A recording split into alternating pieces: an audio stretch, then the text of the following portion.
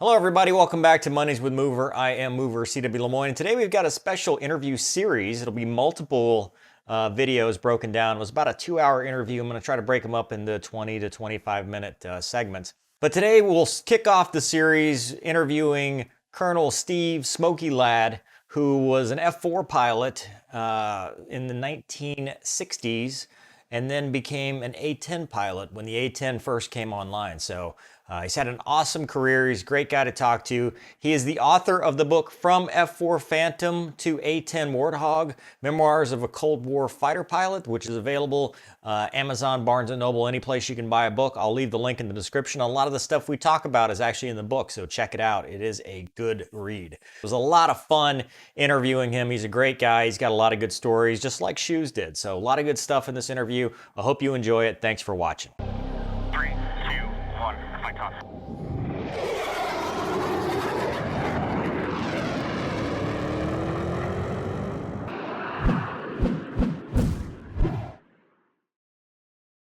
So I'm here with Colonel Steve Ladd, call sign Smokey, author of the book From F-4 Phantom to the A-10 Warthog, Memoirs of a Cold War Fighter Pilot. You can check that out. The link will be in the description, as I talked about in the opening. Sir, Smokey, we'll go by call signs today. It is great to have you on the channel. Thank you so much for agreeing to chat with us. I cannot wait to hear your stories. How are you? I'm here. I'm good, and I'm glad to be here.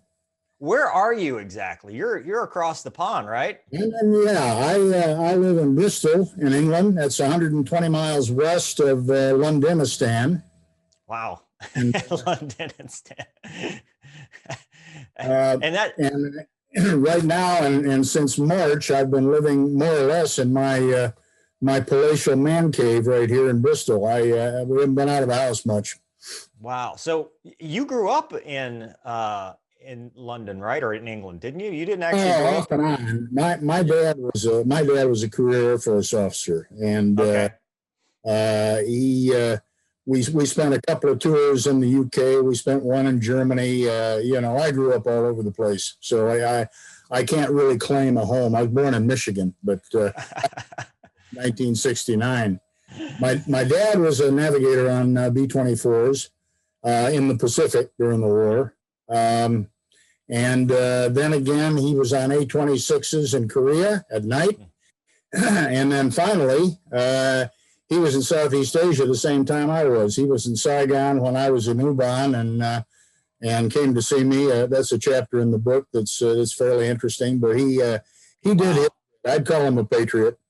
Wow. Yeah, he obviously served his country well, as you did. So let's talk about that. What got you into aviation? I mean, was it just the family business, or was there something specific? My dad never pushed me in that direction. To be fair, what I really wanted to do before I went to college was play shortstop for the Tigers. I wasn't anywhere near that good, so I that one up fairly early. But I ended up at the University of South Carolina, spending most of my time drinking beer in the Phi Kappa Sigma house. And I was in ROTC, and I've been racking my brain about that. I think in the olden days, ROTC was the first 2 years was non-paid. You didn't get anything for it. It was just it was something you filled time with. The second 2 years, if you were interested enough to hang in there, they gave you a bit of beer money, and they also let you go fly a bit. I got my shirt tail cut off at Columbia Airport in South Carolina, and that's the way I got into the military via ROTC. Wow. What did you fly? What did you solo? Like, what was your first? A Piper Colt. A Piper Colt, huh? Piper Colt. Ever heard of that? Yeah. Wow. Yeah. That's a so I mean that's not a very fast aircraft compared to what you would later fly. Not at all.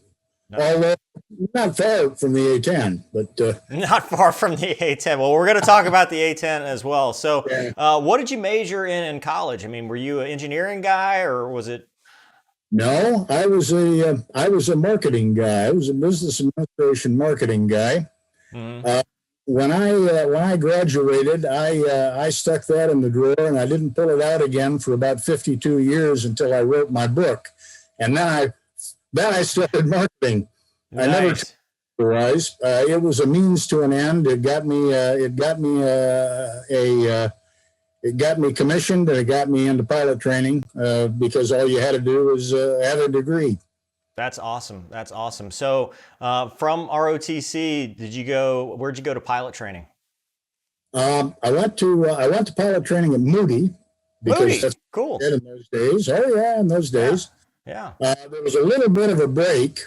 I had 3 months. I graduated in January, and my orders to pilot training were in April. So my folks at the time were living in St. Petersburg, Florida. So I hung around the house, and after about a week of that, my mother got sick and tired of it. And she said, "Get out and find something to do until you go to pilot training." So I went out and I got a job as a bellhop in the Happy Dolphin Inn in St. Petersburg, Florida. Oh, wow. And I did that for 3 months, and I made more money there than I was making as a second lieutenant in the Air Force. I often wondered if I should have stayed. Well, it's obviously worked out well for you. So, I mean, I think you made the right choice. So, Moody, what were you? I mean, what year did you go to Moody, and what was the aircraft of choice for primary flight school? It was the T-41. I was so far back, Mover, that the classes were lettered, not numbered. Wow. I was in class 68F. And these days they're all numbered, I think, 01, 02, so on. Yeah, but I was 68F. We started out in the T-41 at Valdosta Muni, and lost, I don't know, 15, 20% of our class there, and then onto the Tweet and onto the 38. Oh, so it was all one big thing. They did the introductory flying, and then the Tweet, and then the T-38 all at one class. That's interesting. 53 weeks altogether. We started as a class. We graduated as a class, and we went through all the good times and bad times as one entity. So, what did you think about flying the Tweet? How was that transition going from a very slow aircraft to jet aircraft for the first time? Well, that was, the Tweet was great. The Tweet was a super little airplane and a great transitional airplane to go into something more exciting. The real struggle, I think, was not going from the slow airplane to the Tweet. The real struggle for me, and I think for most other guys who had any background in civil flying, was learning to fly the Air Force way. It's a big difference, and guys had a problem with that. Most everybody struggled through, but going from the 41 to the Tweet was great. It was something that we enjoyed, but about halfway through the Tweet program, we used to walk out to the flight line and look across to the other parallel runway. Those guys were taking off in the White Rocket, and we were thinking, man, I can't wait for that. So that was a thrill. That airplane was one hell of an airplane. Was there any part of the Tweet that gave you more challenge? I mean, aerobatics, air sickness, any of that stuff, or was it just adjusting to the new way of doing things?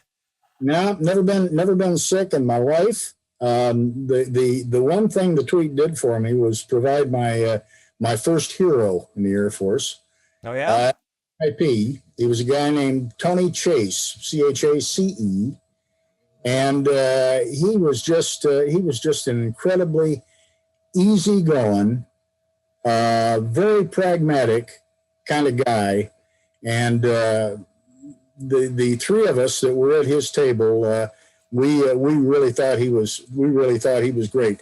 The first day we went in, we sat down at the table, and he sat back and he plunked his feet up on the table, and he had this pair of boots on that were kind of ripped and torn, and they had been black at one time, and they were sort of like that. He looked around and he said, I'm a big proponent of boots. And we looked at each other and we thought, some of these guys, some of the IPs running around with the Spitshine Brigade, obviously Zoomies and that kind of thing. We looked at each other and we thought, this is a little strange. He said, yep. He said, as long as your boots look as good or better than mine, we're going to get along just fine. And we breathed a sigh of relief and we thought, yep, we are. We're going to get along just fine. Because it was obviously the program was going to be daunting. Yeah. And having a guy like that shepherd us through the first, 30% of it was a real bonus.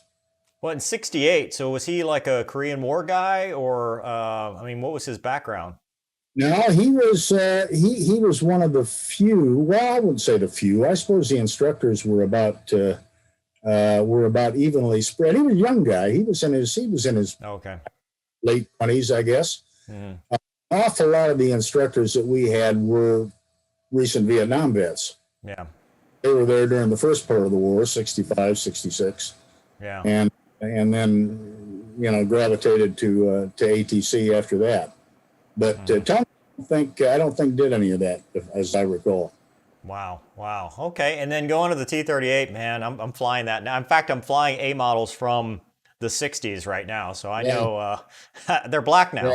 We repainted them a little bit, but what was it like? First time lighting the afterburner, man, kicking the pants. Wow. Wonderful airplane, wasn't it? A wonderful airplane. Yeah. It was something to behold. I talk about the dollar ride in the book and the initial max performance climb and what that felt like, because that was like nothing I had ever experienced before. Did they all go supersonic on your first ride or two back then? Yeah, that was the underwhelming part. The time to climb was, the max climb was one that took your breath away. And then he said, well, let's go supersonic. And he did. And I watched the needle go like that. And I said, is that all it is? And he said, well, yeah. I said, as a matter of fact, it is. I did call home that night and told Dad and Mom, I said, I went supersonic today. So it was worth, I impressed somebody with that. Yeah, well, that's awesome. So pilot training back in those days, I guess you'd say, everybody went to T-38s, right? So people track selected at the end, fighter bombers, heavies kind of deal. How did that work out for you? It was very simple, I think, but very effective. We, I suppose, about 3/4 of the way through the program, we filled out a dream sheet. We had no idea what aircraft block we were actually going to get, but we filled out a dream sheet in terms of what we'd like to have. And in those days, for guys like me that were interested in nothing but fighters, THAAD or the Han or the F4, that was basically about it. And then you went on to many motors and tankers and buffs and stuff like that. Caribous.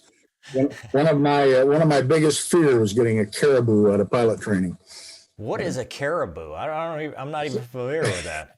It was a C7. It was a 2-engine propeller driven.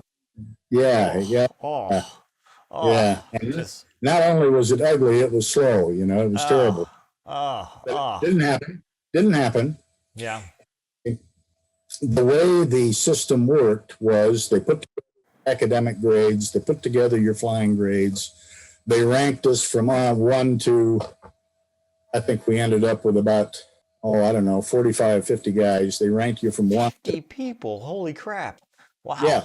Well, remember, the Air Force had woefully underprepared for the Vietnam War. That's right. Yeah. And, then when that cranked up, they all of a sudden started ramping up, and that's in terms of both the numbers of people and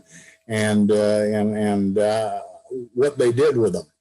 We had a big class. It wasn't as big as we started with. We ended up with 1 THAAD, 12 F4s, and then right on down the line from 130s, and tapes, and that kind of thing, down to buffs. I finished 5th, I think, overall. So the way they worked it was the boss's office had a great big blackboard in it. Blackboard, when the block of aircraft came down from on high, and they told us how many of which type we were going to get, he put those all on the blackboard. And what they did was, if you were numero uno, you went in first. And you went in first, and you said, "I want that one." And we had a couple of captains in our class, navigators that were upgrading to pilot, and they kicked our asses. They finished up 1 and 2. But the good news was they both wanted 141s so they could prepare for the airlines. Oh. They took. And but they left the good stuff for the rest of us. We were happy about it. Our first real guy, another lieutenant like the rest of us, was a guy named Sid Wise, and he was great. And Sid came in and took the only thud. At the time I got there were about 6 or 7 F4s left, and I said, "Choose me. That's what I want." Yeah. Now, the bad news is, at the time, and this goes along with the ramping up for Vietnam, some bright spark in the Pentagon came up with the idea that, well, we're going to need to generate an awful lot of pilots. And so what are we going to do with them all? I know. Let's take half of them. Let's take the guys that get the F4s, and let's put them all in the back seat. Make them ride around in the back seat for a couple, 3 years, and then they can upgrade, and we'll have lots of pilots out there, and they'll all be ready to go. And that's what they did. So guys like me, and nobody got a front seat F4 out of pilot training in Really? 68. No. Wow. Nobody. So guys like me, the disgruntled many in the pit. We were aggrieved about this, as you can imagine. Here we're just going through probably the toughest pilot training program in the world. We'd finished pretty well up in pecking order, and they were going to stick us in the back seat. Yeah. But they did, and that's so. For my first, I guess, year and a half in the F4, there was nothing but pilots in the front and back seats of the airplanes. They didn't start putting pilots in the front or new pilots in the front until sometime in mid '69. Wow. Brand new lieutenant went into the front seat, and at the same time they started putting navs in the back. But until that time, we was all Gibbs. So did you go to lead-in fighter training or IFF in between pilot training, or did that not exist? I went right from pilot training to F4 RTU at MacDill, and that's where I first climbed into the back seat of the F4. So they didn't even qualify you to fly the thing until after you'd spent some time in the back seat. So like when you went to MacDill, did you get a Form 8 to actually pilot the thing and they just put you in the back, or was it no kidding? You're in the back seat. Here's your back seat qual. That's it. Oh yeah, you're in the back. That's what you were. You were good. Wow. You were good. Yeah. So what was that like? It was very frustrating, as you can imagine. I mean, we wanted to be out front. We wanted to go kill commies, and we wanted to do that kind of thing.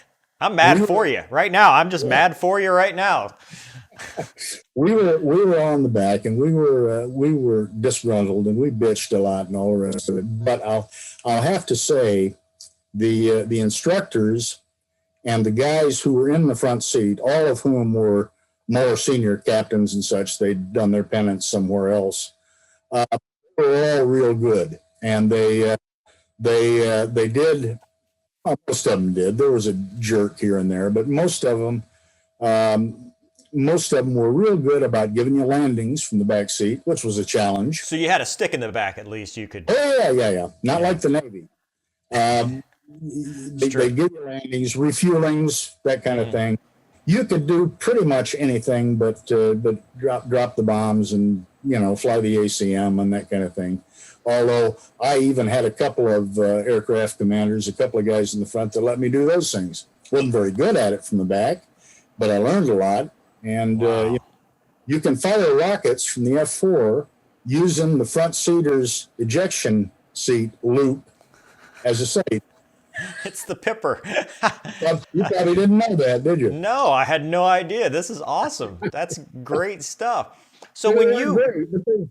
well, I mean, so when you actually, what did you do? I mean, I'm a single seat guy, so when I think a guy in the back, I'm like, well, I'd rather have the extra gas. So what would you say you did back there? We, that's a good question. We, we ran the nav. We played navigator basically, and we used to joke about it. We were the I forget how much we were making in those days. Not a lot, but we used to call ourselves the $10,000 talking altimeters. So on a long run, we were the guy that would sit back there and say 12, 11, 10, 9, pickle. We did that kind of thing. We changed the radios, you know. Work the radar? But again, most of the guys in front were real good about that. Yeah. We did a lot of formation while they changed the radio. And you know, we did the fueling. We landed half the time, basically. And, you know, if not for a bunch of understanding front seaters that realized that we were not very happy with our lot, I think most of us would have gotten out immediately.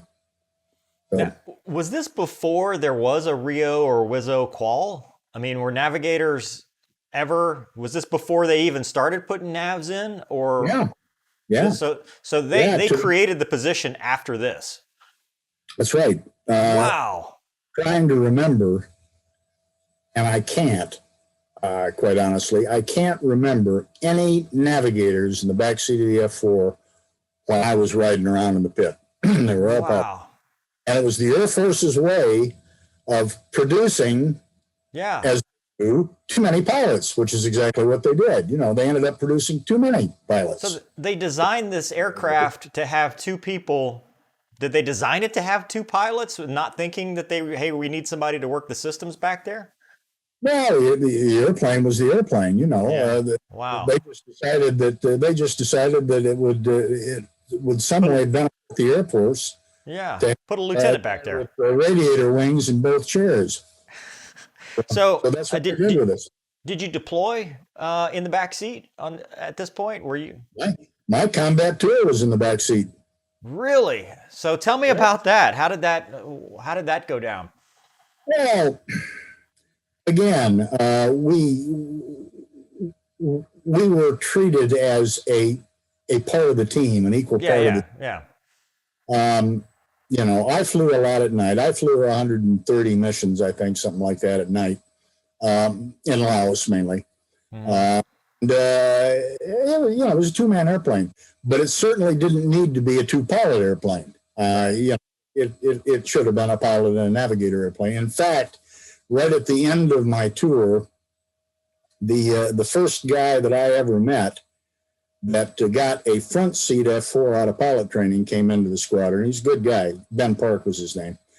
And, you know, and then if you can imagine, here's First Lieutenant Ben Park, just out of pilot training, first guy to get in the front seat. And guys like me were riding around 3 feet behind him. Yeah.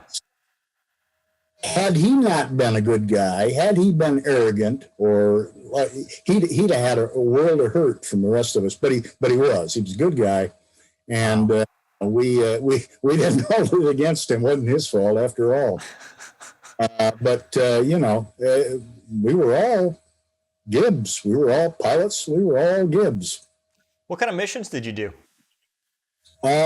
The Southeast Asia scenario was primarily interdiction.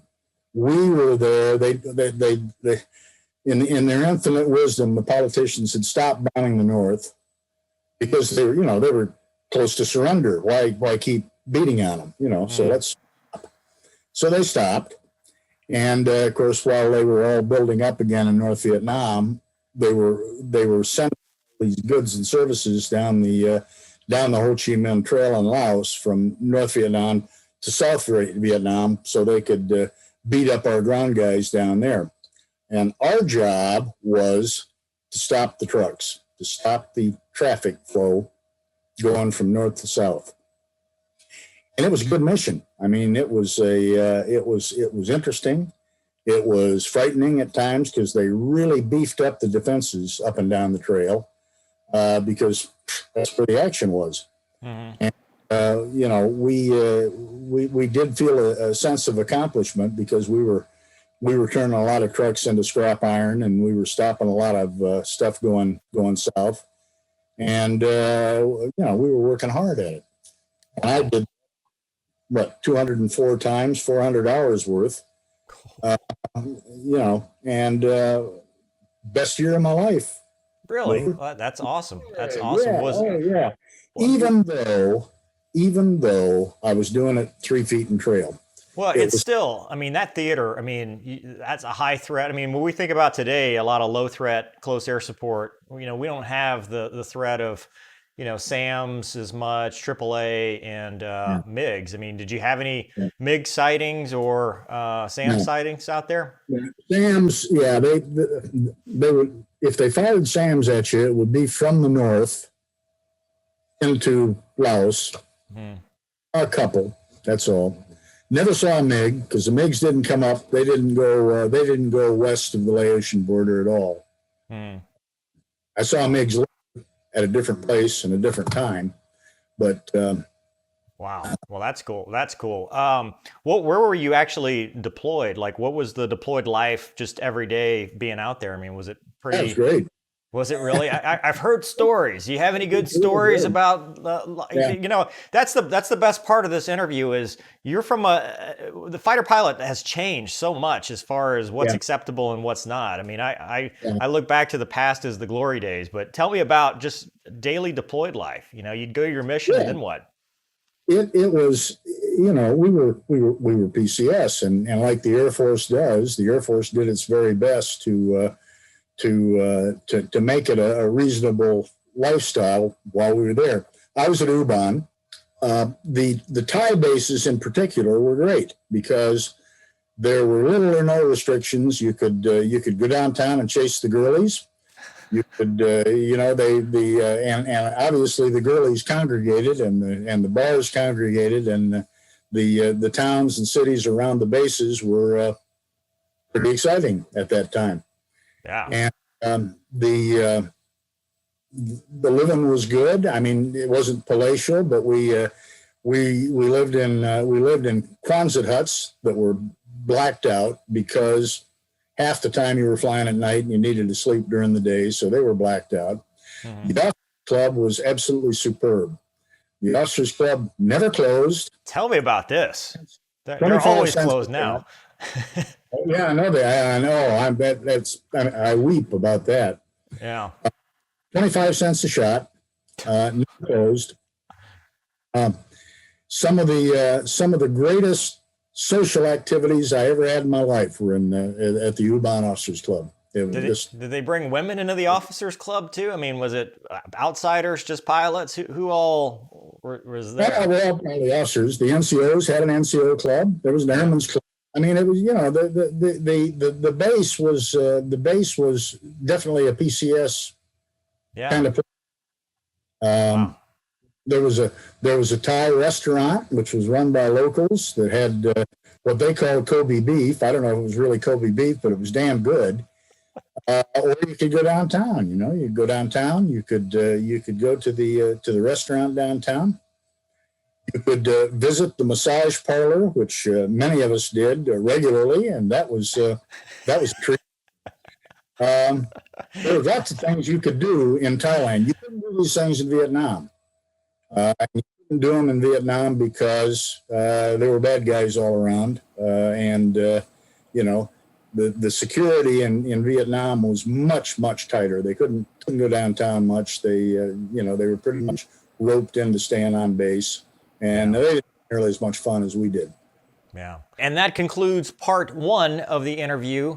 Again, there's going to be multiple parts to this, so stay tuned. There will be more as he continues talking about his career and life as a fighter pilot through the 60s, 70s, and 80s and 90s. I mean, really awesome career he's had. So hope you guys enjoyed this video. Thanks for watching. Check out his book, From F4 Phantom to A-10 Warthog. Link is in the description. Thanks for watching. We'll see you next time. Excuse me. Oh, no. Oh! About a lot of that.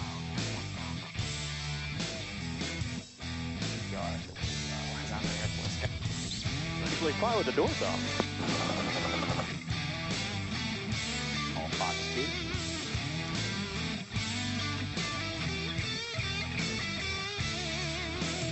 Don't be a douche. That's rule number one. Make them tell you no.